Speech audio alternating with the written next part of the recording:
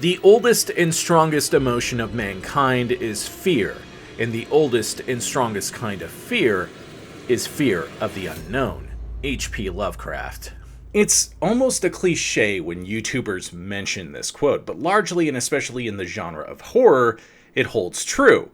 The unknown terrifies us humans.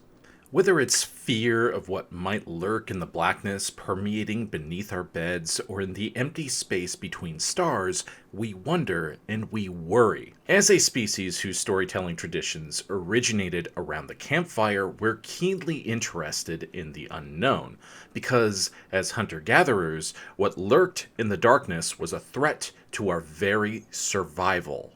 And we fear what happens to us after we die, conjuring all manner of explanations to save us from the idea that once the lights go out, the show's over. You might ask me what any of this preamble has to do with Alien and its many sequels, not to mention pretty much all sequels in large horror franchises. And the response to that question is, well, everything. It has everything to do with Alien because the first Alien film is essentially a cosmic horror film. And I believe analyzing the first Alien film as a cosmic horror film is essential to understanding why its sequels, and I guess in a much larger sense, why horror film franchises tend to offer diminishing returns. Yes, I hear all of you screaming, "But aliens!" And I'll address that, don't worry. Alien is one of my all-time favorite films. It had a profound effect on me as a child, because that shit gave me fucking nightmares, and as a teenager on my budding creative sensibilities. Back in the day, I would walk down to the Hollywood Video to rent classic movies, something no child born after 2019 will experience. Alien is a cosmic horror film wrapped up in a deliciously sadistic cyberpunk universe. It's a classic, and realistically, it needs no introduction here. Other channels have done this at length, but as an avid reader of cosmic horror fiction, both classic and modern, I find it useful to break down some choice selections from the film through that lens, as it will be important when we begin to delve into the main meat of this video.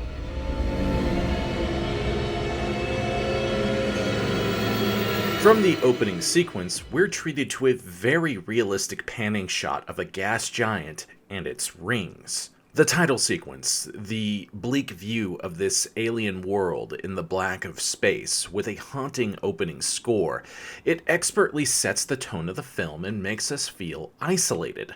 After the opening sequence in Alien, we get a lingering establishing shot on the Nostromo, alone in the depths of space. I appreciate that it basically looks like an oil refinery or an industrial textile plant in space. The starship is totally dark, save for a local star's cascading light on its hull.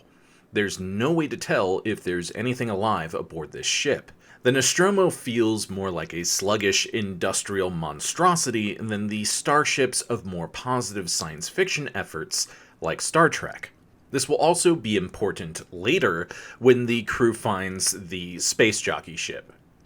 On a first watch, some viewers could get the impression that the crew of the Nostromo aren't very deep as characters, that they're greedy and only really concerned about themselves, but on subsequent rewatches, their banter and mannerisms feel incredibly real, and for me at least, feel more and more grounded every time I watch it. I rewatched the film for this section of the video, and let me tell you, watching a movie with the express purpose of taking notes is a very different experience. I noticed a lot of details that my eyes would have just glossed over were I watching the movie casually again. Because, I've seen the thing a million frickin' times. The conclusion of the breakfast scene is when the cyberpunk themes really come into play. Ripley and Lambert discovered that they're nowhere near Earth, and it's here we get hints of their canny relationship, a subtle but effective detail, also super realistic, especially in a work setting. And something that my editor wanted more clarification on is what makes Alien and its universe cyberpunk. Anyone familiar with the Alien universe will likely agree that the company / Weyland Yutani is quintessential cyberpunk in theme, if not the granddaddy of cyberpunk megacorporations. While it's true that a lot of cyberpunk veers toward a neon nightmare aesthetic, even some of my stuff does this as a kind of satire on companies pandering to people with nostalgia, that's certainly not all the genre has to offer. Cyberpunk themes deal with massive corporations. The company Weyland-Yutani definitely checks in this regard, and lowlives or people at the bottom rungs of society trying to survive or fight back against the system that is trying to eat them alive. As working-class blue-collar folks, the crew of the Nostromo definitely fit into this category. Hell, you could even look at the alien itself as a manifestation of the system literally eating them alive. Even if you want to say that Alien doesn't have cyberpunk aesthetic or vibes, I'd argue that the over-industrialized look of Alien and the military SF stylings of Aliens are an extension of cyberpunk-style tech, especially when you take a look at what Japan has done with the genre. More on that in another video, I think. Lambert mentions that they're somewhere near Zeta Reticuli too. Zeta Reticuli is a sun-like star located some 39.3 light-years from Earth. That's not our system. I know that. Thinking about this, for the Nostromo to be able to bridge the gap between Earth and Zeta Reticuli's 39.3 light-years in a mere 10 months, it would have to be moving far beyond the speed of light. Judging by the fact that even Breakthrough Starshot, a proposed project that would use lasers on the moon to send probes to Proxima Centauri b at speeds between 15 and 20% of the speed of light, is estimated to take between 20 and 30 years just for a flyby mission, there really is no other explanation other than FTL. As a giant effing nerd, I know that nothing can really exceed the speed of light, or the speed of causality, because bad shit would happen for anyone aboard the Nostromo, and they would essentially witness the heat death of the universe before ever reaching their destination. My personal headcanon at this point is that the company can use something similar to warp drive, something that is basically confirmed in Aliens. While warp drive does explain away some of the effects that time dilation would wreak on the lives of the Nostromo's crew, the vast distances between stars still means that these people spend large portions of their lives in the darkness of space, away from their families. 10 months is still a lot of time, something that the crew gripes about, and we don't even know how long they've been in cold sleep before the events of the film kick off. It really paints a bleak picture for these people's lives. The fact that the crew spends long stretches of time in cold sleep tells us two things. That humans don't like to spend that time walking about staring into the void, and that the company probably uses hypersleep as a cost-saving measure, since, frozen humans don't need to be fed. Cold sleep is a common trope in the science fiction films of the 80s, 90s, and early 2000s. And while it's normally something that gets glossed over, its presence here, along with other contextual clues, really tells us that space travel isn't treated as a flippant thing. The lives and families left behind by the crew could be totally different upon returning to Earth, or any of the colonies they came from. Hell, even on Earth, people who spend large amounts of time overseas in the army or other fields end up dealing with problems like unfaithful or lonely partners, divorce, and children with abandonment issues. Something that this franchise will never deal with, right? Right? The point is, Alien is surprisingly grounded, even considering its use of tape and CRT-style technologies. Although, interestingly enough, tape is considered to be more reliable than hard disks in several notable ways.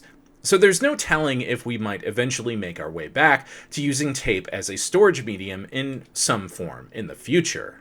And this might be an important point to make if you have younger family or friends who maybe can't get past the look of Alien or Aliens. Just blow their minds by telling them that bell-bottoms came back in the early 2000s. Hair and clothing styles can always re-emerge in the future, and technology can evolve in wildly different ways, defying our biases and expectations. But that's probably also a topic for another video.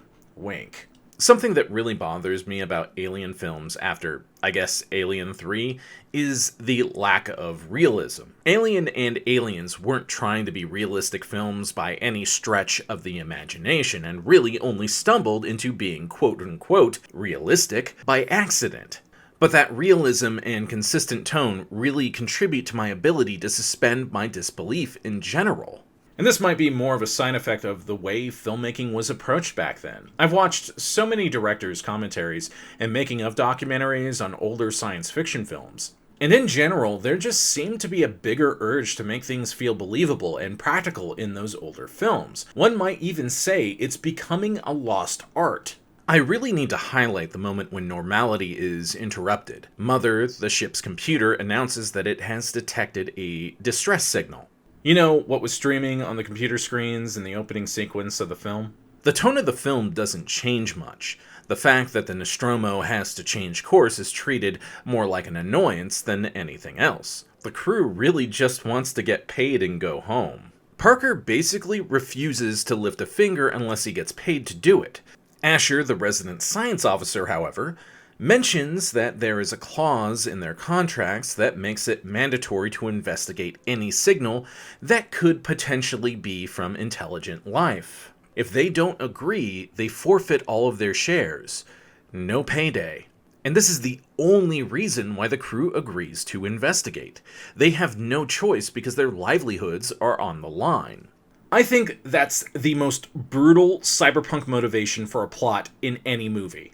This is also an aspect of the company that will be further explored in Aliens, but more on that later. When they arrive at the gas giant, which would later be named Kalpamos according to avp.fandom.com, and one of its 3 moons, LV-426, the cosmic dread kicks into high gear. As the ship descends into the atmosphere of LV-426, it feels incredibly cold and lifeless. You could even call this the quintessential Lovecraftian setting. These storming clouds assault the ship as it descends to the surface, lightning surging in the distance. As viewers, we feel a great sense of trepidation for the crew of the Nostromo. And if you know anything about space travel, or you've watched The Martian one too many times, you know how dangerous it is, and you know that one little mistake could be their last. Oh man, I just have to gush right now. At the Mountains of Madness is basically my favorite H.P. Lovecraft story, but the seeds for my obsession with creepy ancient alien ruins that defy all human understanding basically came from this movie. The shots we see of the alien ship are so haunting and beautiful. Really, as a teenager, I wanted to see more of the ship. And probably could have just had a 2-hour film devoted to exterior and interior shots of the space jockey ship. It screams at the Mountains of Madness vibes better than Prometheus could ever hope to. And those vibes, that creeping, howling tone that reflects not only the environment but in the soundtrack of the movie, is so important to making the cosmic horror feel like, well, cosmic horror. Unlike Prometheus's opening, or any of Prometheus at all. Tone and mood are essential to selling an emotion to an audience, to making you feel something. If you saw the space jockey ship lit up with bright neon lights and the music was more appropriate for, say, Star Trek or Monty Python or something, you would not feel a sense of danger at all. Aliens' long establishing and panning shots help to make us feel isolated, to feel like we're adrift in space or creeping through a place we really should not be. And its music makes us feel uneasy, on edge, the same way we might feel if we were alone in the forest and heard the wind howling in the distance. It evokes something primal in us, a fear that has been with us since we first evolved. When the crew of the Nostromo finally touch down, something happens with the landing gear that causes the ship to suffer a hull breach. The moon's environment is hostile to human life. The atmosphere is described by Asher as almost primordial. When the sun comes up, the moon's atmosphere is still bleakly dark, revealing a small white disk tracking through the sky. These scenes are deliciously eerie and full of incredible world building. Really, this whole film is an excellent example of minimalist world building. We're told just enough about the world to intrigue us. There's very little exposition, and it's absolutely fantastic. Lingering shots of the grotesque, slimy interiors of the alien ship are done with very little dialogue. Even when the iconic space jockey is found, the away team only mentions that he's a fossilized alien life form. They don't speculate about him. They just observe. If this were a Marvel film, every one of these characters would be making quippy one-liners about the space jockey. Oh, I'd hate to be him right now. And I thought the food on the spaceship was bad. I don't know why I just did Vernon from Teenage Mutant Ninja Turtles. but you're welcome. And this, along with all the shoddy writing in Alien 3 and Resurrection, is why understanding tone and mood in writing is so damn important. In other words, the audience members are the ones meant to speculate. There's a massive instrument extending from the point where human eyes would be on his head, probably some kind of telescope. Which makes perfect freaking sense, and I don't know why telescopes aren't seen more on starships in science fiction films. Like, how the hell else are people supposed to navigate in space without them? Lambert makes a super important observation here, that something appears to have exploded from inside the fossilized creature's chest. She immediately wants to get the fuck out of there. But Kane discovers a hole in the dais the space jockey rests upon, and for some reason, they decide to investigate further. Probably because they won't be able to feed themselves if they don't, because the company sucks. Kane being dangled into this pit left such an impression on me. While it's obvious that this chamber is a matte painting, I think the effect is nightmarish and holds up a lot better than some modern CGI that tries to replicate this type of feeling and environment. We all know that Kane gets too close to the egg-like sacs in this chamber, that the facehugger eats through his helmet and has its way with his insides. But the way all of this happens feels so natural.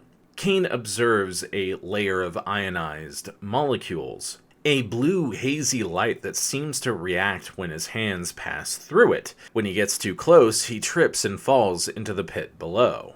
When he notices the egg-like sac, he's immediately fascinated by it.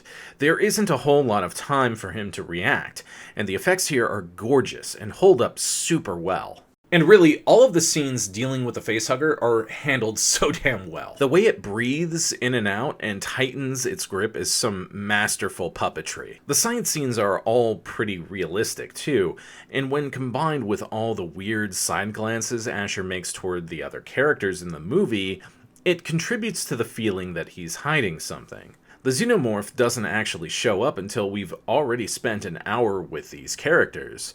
Nothing really needs to be said about the iconic chestburster scene. I'll note, however, that the puppetry is still really good here. The infant xenomorph has some interesting details, like the pulsing veins in its neck as it scans the room and its future victims. The scene where it tears across the table is probably one of the weaker effects in the movie, just because we can't see its legs moving. It was probably a good idea to keep that clip short. The funeral for Kane is brutal and haunting, mainly because when Dallas asks if anyone wants to say something, everyone, even Ripley, is silent before Kane's body is ejected into the void. If that scene doesn't elicit existential dread in you, I don't know what will.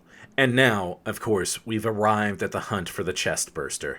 These scenes are so effective at balancing suspense, and so many stories, regardless of medium, could learn some important lessons from this. This is also where the ideas for this script really began to solidify.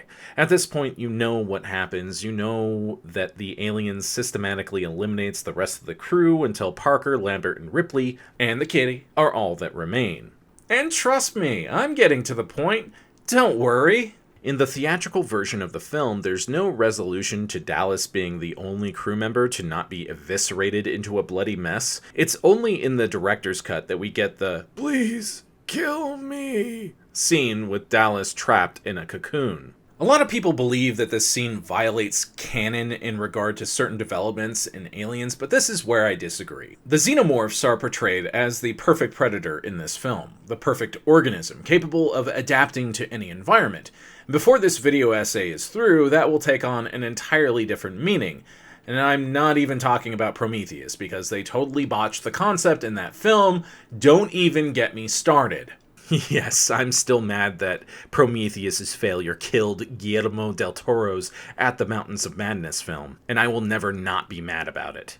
Although I will agree with the general sentiment that the scene isn't super necessary in the director's cut, that in a way the mystery of what the alien did with Dallas's body is more terrible, more powerful even, when left unanswered, especially since we sort of get the answer in Aliens.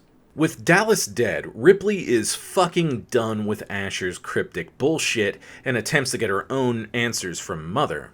At first, Mother refuses to answer, citing that the special directive from the company is for the science officer's eyes only. She overrides this with a special command and is shocked to see that the alien is their cargo, that all other priorities no longer matter, and that, in true cyberpunk fashion, the crew is now expendable. And then Asher is just there, crouched next to Ripley. There are several moments in this film that could have easily been cheesy jump scares, such as this moment, and when the dead facehugger fell on Ripley. If this were a modern horror film, these moments would have been accompanied by a screaming musical cue. I'm so glad this isn't the case, because these moments work so much better in the silence of the moment. When Ripley decides to say fuck it and get the crew into the shuttle, Asher tries to straight up murder her. The reveal that he's an android is really good too. In one disturbing moment, Asher tries to kill Ripley by shoving a rolled up magazine in her mouth, a moment that's been commented on a lot by Ridley Scott and the rest of the film's cast, in a commentary I haven't watched in probably several decades. This is when Parker saves Ripley's ass by caving Asher's head in with a fire extinguisher. This leads to another dodgy special effects shot, probably the weakest one in the film. There was something similar in the first Terminator film, the scene where the T-800 removes his eye with an X-Acto knife and puts on sunglasses. I think with Asher, this would have been a lot more effective if they just cut to his severed head on the table and then blasted his face with the flamethrower, rather than relying on awkward cuts. Modern films tend to do a good job of hiding cuts in long, unbroken sequences, and I think a similar approach would have worked really well here. But if Alien's worst qualities are two slightly dodgy special effects shots, I think that's a lot more than some modern films can say. This is also where Asher tells the crew that they're basically fucked. You still don't understand what you're dealing with, do you?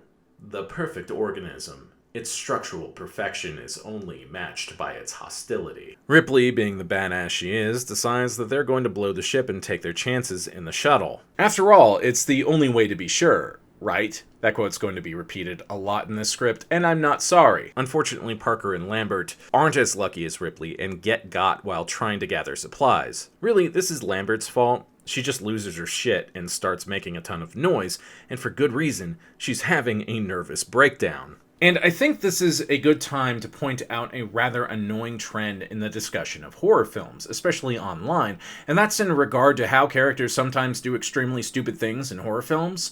A lot of the time, these complaints are simply invalid, because humans aren't rational by nature, and we tend to make incredibly poor decisions, especially in crisis situations. Ask yourself how calm you'd be if an indestructible psychopath came for you in the sanctity of your own home. Would you make the same decisions you think you would while sitting in the safety of a movie theater, or would you maybe make a few snap judgments because you've got a metric fuckton of adrenaline running through you?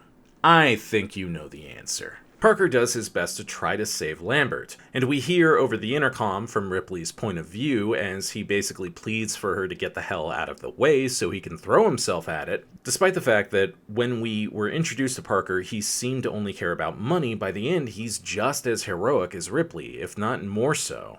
Lambert's death is particularly frightening. At one point, the alien appears to be floating through the air, as though it's in a bizarre dance as it glides over to her. It's the stuff of fucking nightmares, and I love it. Everything leading up to the final sequence is pretty fun and terrifying in the best way. It's also interesting how Ripley goes back to her original suggested plan of cornering the creature and blowing it out a damn airlock. She slowly gets into a spacesuit and grabs a harpoon. This scene is really tense, too. Ripley's sweating fucking bullets here. The alien seems content to tuck itself back into the piping as if it wasn't just discovered. Until then Ripley touches the control pad and sprays it with air jets or something. Maybe coolant? The screams coming from the alien were always really unnerving to me as a kid. Ripley cuts it pretty close here, too. In any case, the sequence is super tense.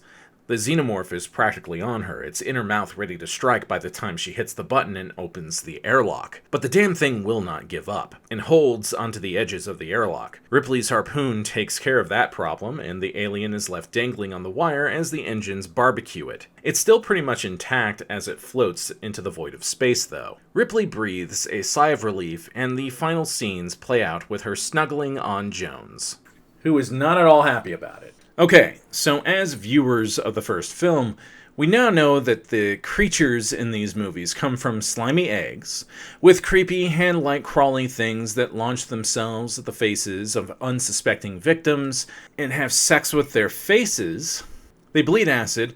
Not good. They then deposit their creepy babies in the stomachs or chests of said face sex victims, which become chest-bursting newborns that would give even the worst demon in a Doom game nightmares. And those chest bursters grow into much larger creatures that have a bad habit of murdering, and sometimes cocooning, every living thing in sight. The company wants to use these things for science experiments, and they'll sacrifice entire crews to get it. And nuking the things seems to be the best form of pest control. It's the only way to be sure. And they still bleed acid, so you don't want to kill them on a spaceship because implosion is a bad way to die. So now that we've established the rules for the Alien franchise, it's time to ask the question this video is meant to answer. Why is the xenomorph scary to us here and not so much in future installments? I think I know the answer. But to answer that question fully, we're going to need to touch on the Alien sequels and prequels a bit. This means we're going to have to talk about Resurrection, Alien 3, and probably Prometheus and Covenant. Yay.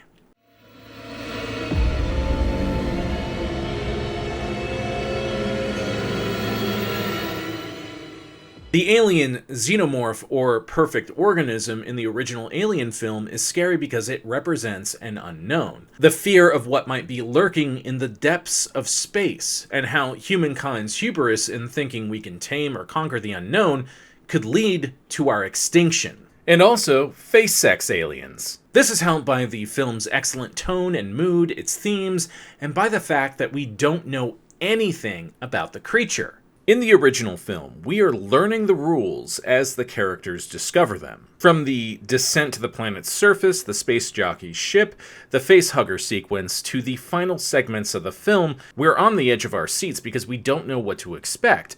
We're only getting a peek at the tip of the iceberg, so to speak. The same could be said about a lot of first films in horror franchises. Freddy Krueger, Tremors, Chucky, Pumpkinhead, Jason, Pinhead, Michael Myers, and so many other characters are scary in their first outings, mainly because those first films have to spend time establishing who they are and what the rules are. But most creatures or villains at the center of horror films are governed by a set of rules that are established in the first outing of a film. This is something that is even made fun of in the Scream franchise when talking about how the monster is never really dead when you think it is. Or that if you have sex in a horror film, you're going to be the next to die, because that's a no-no. But when it comes time for the sequel to cash in and get you to plant your butt in that movie theater seat, and to spend a metric fuckton on popcorn, candy, and soda, some of that magic is lost because you already know what to expect. Now, this isn't true across the board. There are some truly great horror movie sequels out there. Evil Dead 2 being a standout, one of the greatest and most influential horror films ever made, and one of my favorites. And yes, Aliens is a great film, but like Terminator 2, it isn't a horror film, or at the very least, the horror aspects are toned way down in favor of military action in the case of Aliens. In fact, in T2's case, almost all of the horror movie slasher vibes are gone. For every Evil Dead 2, Aliens, and Terminator 2, there are countless more like Alien Resurrection and Tremors 3 and 4. And I think for the most part, this has to do with directors and writers sticking too closely to what audiences have come to expect out of the creature or monsters at the center of those films, rather than expanding the mythos and delving deeper into the iceberg. A term I'll be repeating a lot throughout this video. But with that said, let's focus on Aliens for a bit. I will acknowledge, however, that while Aliens doesn't add much to the rules of the franchise, or what I like to call the iceberg, It does add the queen and the xenomorph nests to the iceberg, but not a whole lot is different. The reason why I'm using the term iceberg here isn't what you think, as I'm not referring to all of the interesting or hidden facts related to a franchise, but rather what we know about the entities at the center of a horror story or film themselves. If you know anything about icebergs, you know that only a small portion of their total mass is visible from the surface of the ocean, that the real danger lies lurking beneath the surface, in what we can't see and don't know about. I think this is a perfect visual representation for the entities in Lovecraftian horror stories like Cthulhu, Azathoth, Yog-Sothoth, and even alien species like the Elder Things, the Xenomorphs, the alien in John Carpenter's The Thing, and the Mi-Go, who are much closer to humanity in terms of consciousness and sapience. In the first Alien, theatrical cut, we find out that the alien comes from an egg, can remain dormant for a really long frickin' time. As a documentary on Alien and the film's origins suggests, they're quite like cicadas, but instead of coming out of the ground every several hundred years, these are creatures that come out of the ground after millions of years of hibernation. We also find out that the facehuggers attach themselves to living hosts, depositing the xenomorph fetus, I guess, inside where it is able to grow to maturity. We learn that those fetuses explode from the chest of their hosts once mature and scurry off somewhere, probably to build a nest. We learn that they rapidly grow to full size in a matter of hours, if that, and are extremely hostile, killing nearly indiscriminately, and unlike some animals, don't kill for a food source. In fact, we never learn what xenomorphs even eat in the entire franchise. They do, however, sometimes capture their prey for unknown reasons. The setup for Aliens is pretty simple. After being adrift for 57 years, Ripley, the last survivor of the Nostromo, is found adrift in space. It turns out she drifted right through the core systems and would have kept going forever if a salvage crew hadn't discovered her out there. Ripley in this film has no concept of a filter. It's one of her defining characteristics. She does not mince words with the corpo scum who question her story. She's blunt about it, to a fault. This is a character who can't play the game and has no interest in doing so. Frankly, it's refreshing.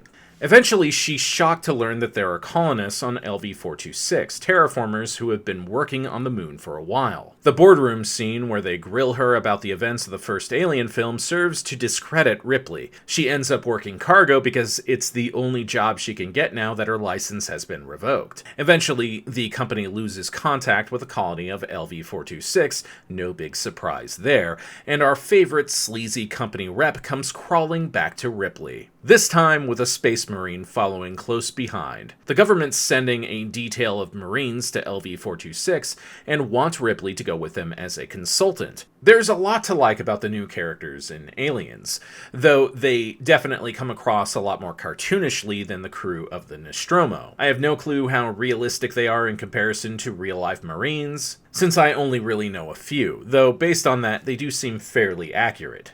The setting of LV-426 isn't even all that different from how it was portrayed in the original film.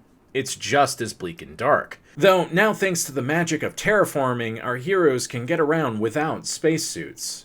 Aliens works because it's not really a horror film. It's an action sci-fi romp with horror elements.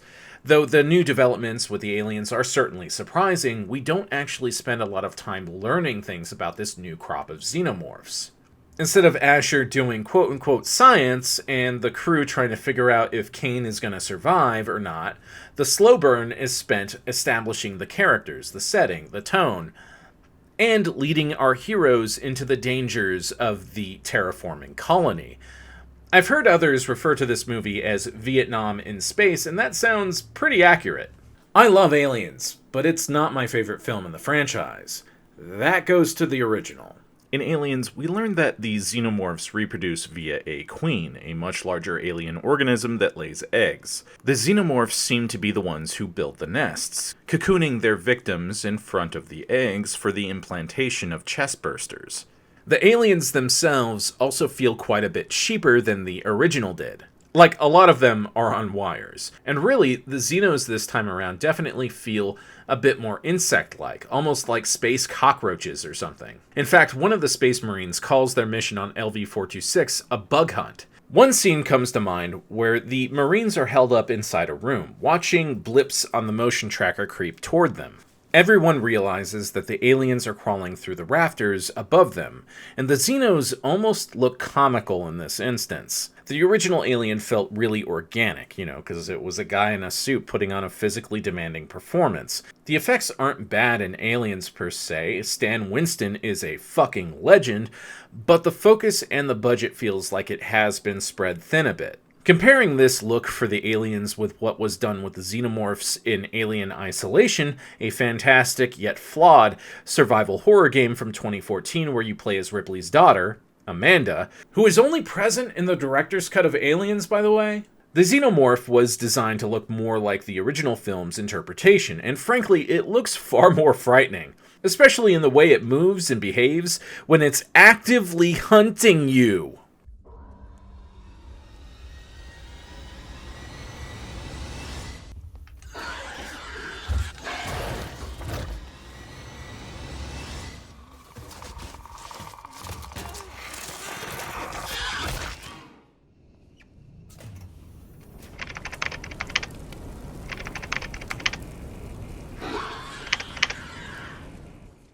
But Aliens and Terminator 2 are double-edged swords, or in my opinion, they're examples of how Hollywood execs and filmmakers tend to learn the wrong lessons from their successes and failures. So much time has been spent trying to recapture the magic of these franchises that they've forgotten to innovate and provide new experiences to moviegoers. I'm sure there's quite a bit of burden in trying to please fans of a given IP while also making a good film that stands on its own. Look at the Batman franchise, for Christ's sake. But I believe that quality speaks for itself. So, speaking of quality, let's talk about Alien 3 and Resurrection. God damn it, I'm not looking forward to this. On rewatch, Alien 3 is a fucking mess and totally responsible for me killing several bottles of whiskey. I watched the assembly cut for this video, and instead of seeing the potential of what David Fincher was trying to accomplish, my wife and I just walked away from it frustrated. The beats in Alien 3 aren't much different from the first one. In fact, they're nearly identical. But the setting, side characters, effects, and Ripley herself are all worse. Remember how Ripley was incapable of playing the corpo game with the suits in Aliens? Well, in Alien 3, she purposefully withholds information about the xenomorph until people start dropping like flies. And there's no real explanation for this, no subtext for it even. She just doesn't feel like Ripley for a large portion of the movie. Part of this is because parts of Alien 3 were shot without a script. This was David Fincher's directorial debut, and he's since disowned the movie. There were a ton of problems getting Alien 3 off the ground. I won't go into all of them, but some truly bad ideas were floated, like a wooden planet full of space monks. William Gibson wrote 2 drafts of an Alien 3 script as well, which we'll be talking about in the next section. I'm not sure why none of William Gibson's ideas were used in the film, again, more on that later, but the end result suffers without them. According to Storyrant, the producers thought his ideas weren't original enough, which is really rich. They also felt like the Cold War subtext of the scripts wouldn't age well. It's adorable how naive they were, right? Alien Resurrection is, believe it or not, even worse than Alien 3 in terms of maintaining tone and mood. At least Alien 3 managed to be relatively bleak in its atmosphere. I don't think there is a single film with a more drab color palette. Most of the problems in Alien 3 stem from its pacing, bland characters, bland setting, and shit-tier 90s dialogue. And Alien Resurrection feels like it said, if you think the last one was bad, hold my beer. Don't get me wrong, the film does have a few redeeming qualities. The scene where the scientists force a bunch of people who have been kidnapped from their hypersleep capsules to be impregnated by a bunch of facehuggers is a genuinely terrifying idea. But it's undercut by the cheesy performances of the 2 scientists. Seriously, these guys are cartoon characters. The idea that the xenomorphs would just murder one of their own, Taking advantage of their acid blood is also a really good idea. Unfortunately, it's a little silly seeing the Xenos basically barking at each other like dogs to communicate. I see what they were going for, but it would have been far more eerie if the creatures all looked at each other silently, and one stalked over to the center of the room, offering itself up as a sacrifice. In some cases, less is more. It's also ridiculous that the xenomorph the scientists were trying to condition with cold spray shows up and uses its inner mouth to punch the big red button instead of, its very humanoid-looking hands that have thumbs. The plot itself is a mixture of Alien and Aliens, but worse. They're both a retread of the rules we've been talking about. The characters are forgettable, and what little they do add to the creature is more absurd than terrifying. Like, what the actual crap were they thinking giving the queen a womb? Don't even get me started on the weird xenomorph humanoid hybrid design. It's so stupid. Once the queen's womb is eviscerated by this thing, it's done. Before, they were able to mass produce via eggs and, face sex, and now they, can have one child and that's it? There is virtually no evolutionary advantage to the hybrid. None. But okay, enough ranting about how these movies became progressively worse. We know that. It is cathartic though, and I see why James Rolfe continues to do it. Let's bring all of this stuff together and, finally, get to the point.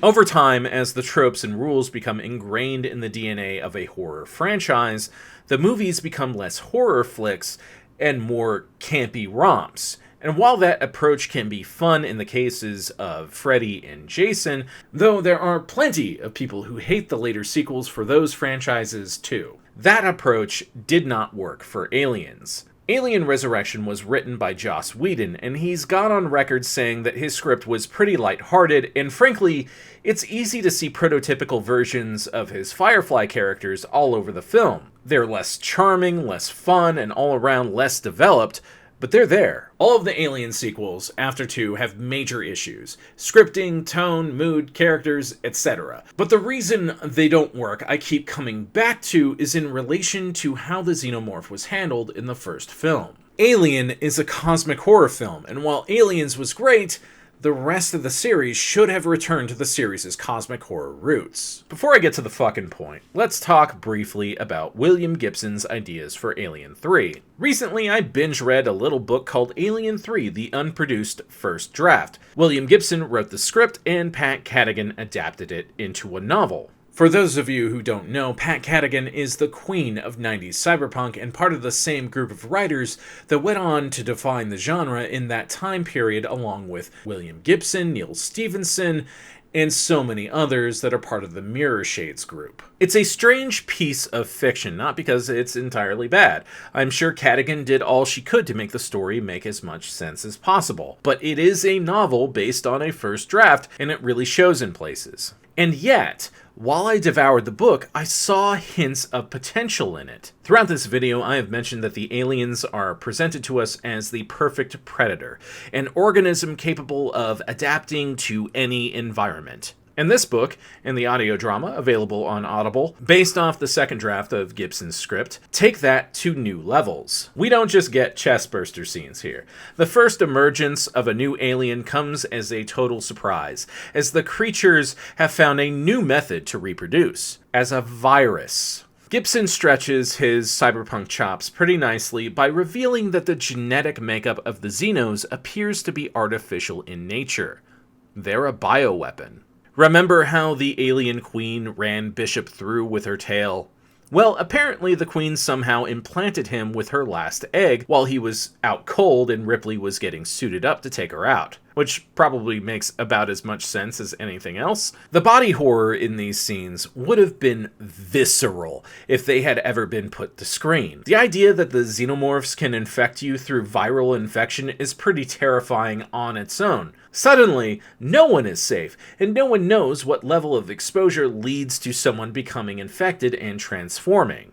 The rules of the game have changed. The enemy has evolved. And you might wonder, like I did, why this concept wasn't eventually used in the official Alien 3. And I don't have an answer to that, other than the fact that Hollywood is a complicated fucking mess. But these ideas were eventually reused for Prometheus and Alien Covenant, but completely stripped of all of their scientific value, because Gibson is a credible and well-researched author. If this had been done right, the concept could have been at the center of an incredible Alien film, and more importantly, an incredibly scary Alien film. Yes, this whiskey is real. And it comes right back to the fear of the unknown.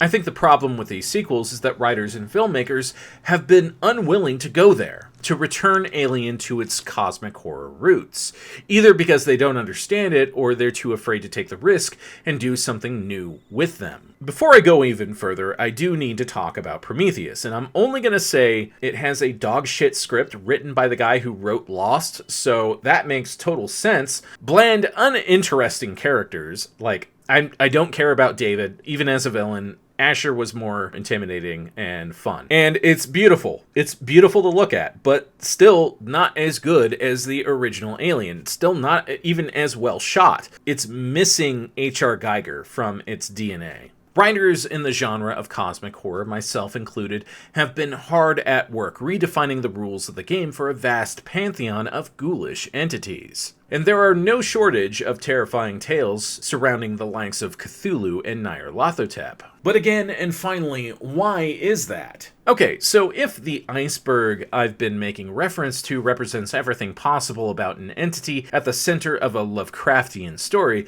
and the portion above water is what the characters know about them, then there must always be future depths to the madness for our heroes or future heroes to uncover. The fear of the unknown is what makes these films scary. Revealing too much of the monster is what ruins the scare factor for most people. But I don't think that necessarily means you can never show the creature. What it means is that you can never know everything about the xenomorph.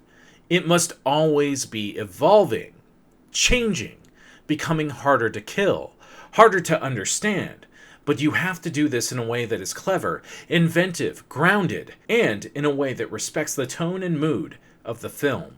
There are some truly nightmare-inducing shots of the alien in the first film. Ask yourself why we never got any of those strange, dreamlike shots in subsequent films. Another trope I really love in fiction is the unreliable narrator, and I would love to see it used more in horror films, especially when dealing with a franchise like Alien. The creatures your protagonists see, describe, and the things you show on screen don't have to be real. Sometimes the human brain fills in the gaps. Sometimes what we see is a mere suggestion of reality. I talk a lot with my friends and colleagues about cosmic horror. They're probably fucking sick of it at this point. And one thing I bring up a lot is the concept of what myself and others call the what the fuck moment. WTF moment for short. Think about any cosmic horror story you've read. There's always a moment near the climax where the viewpoint character sees something so terrible, so unknowable, that they lose their ever-loving shit and either book it or end up pushing up daisies. In the case of The Hunter of the Dark and some of my stories. Spoilers, I guess? The thing is, for my fellow cosmic horror writers out there, the WTF moment does not have to be something that is physically tangible. It can be imagined, it can be a vision, it can be anything you want it to be. Or in the case of Alien and its sequels, as I'm sure there will be many more to come, it can be a peek at the part of the depths of the iceberg, or the hole. To sum this up, horror sequels are bad because they refuse to dive deeper into their own mythoses. They forget what made them scary to begin with, and they forget that at the heart of it all, the oldest and most primal fear is the fear of the unknown. When viewers go into a new film, we and the characters feel safer, more confident than we did in the original film, because we feel like the characters can make a plan now. They have a chance at survival. To truly make things scary, those plans must fail, and some horrible new truth must be revealed while still preserving the mystery of the entities in question to some degree. And yet, I feel the comments section getting ready to fire back if they haven't already, because this is the end of the video. That being that attempts to bring the Alien series back to its cosmic horror roots have already been made. Prometheus was essentially at the Mountains of Madness with Anunnaki. So why didn't that work? After all, it used William Gibson's idea that the aliens should evolve into some kind of virus, right? Or in the case of Prometheus, from a virus. Well, I blame this entirely on bad writing, a lack of adherence to good tone and mood. Prometheus has some good ideas going for it, but its characters are largely not memorable, and even for a horror flick, they do some pretty stupid things. I can forgive a lot of this, as, again, humans are not logical beings and do not tend to respond in logical and measured ways in crisis situations. But there's just something that feels artificial about the film. The characters contradict their own behavior because they're not really characters at all, they're like husks. Like the biologist, for example, who gets scared when he sees the space jockey skeleton on the floor. And then later, when they're stranded in the ruins of this alien species' whatever civilization, they find this snake-like thing that should terrify them based off of their previous behavior, but the biologist gets super excited about it, tries to befriend it, only to end up dying miserably. And then there is the engineers, or whatever the hell they are. These are a good example of everything that is wrong with Prometheus. The art directors and writers took a beautiful, haunting piece of art in the form of the space jockey and its ship and turned it into a generic, tall, white alien. This is not the stuff of true cosmic horror. Cosmic horror must use the uncanny valley to disturb us, to poke at the stuff that lurks in our collective unconscious and dangle it in front of us, to show us existential nightmares we could never put into words. It must ask complex, important questions about humanity and its role in the universe. And it has to make us feel like we are an infinitely small speck in comparison to the vast, unfeeling cosmos we inhabit. While returning Alien to its cosmic horror roots is an element I think necessary to make a new entry good, it isn't the only one. In the end, the writing, the script, the tone, the design of the film, all of that still needs to be good, and those elements must work in harmony to sell the cosmic dread that the original did. In short, it must feel effortless. Or they could just hire me to write the fucking thing. I write cosmic horror and cyberpunk. Go read my fucking books. I've been Eric Malikyte. Thanks for sticking with me to the end of this insanely long video essay. I hope it made some sense, and if it did, drop me some comments and toss me a sub. I'll see you next time, Space Cowboy.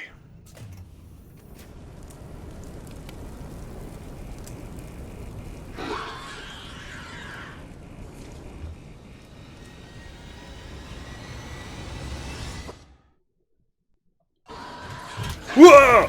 Fuck! Good God. It saw me Jeez. from the fire. Fuck you.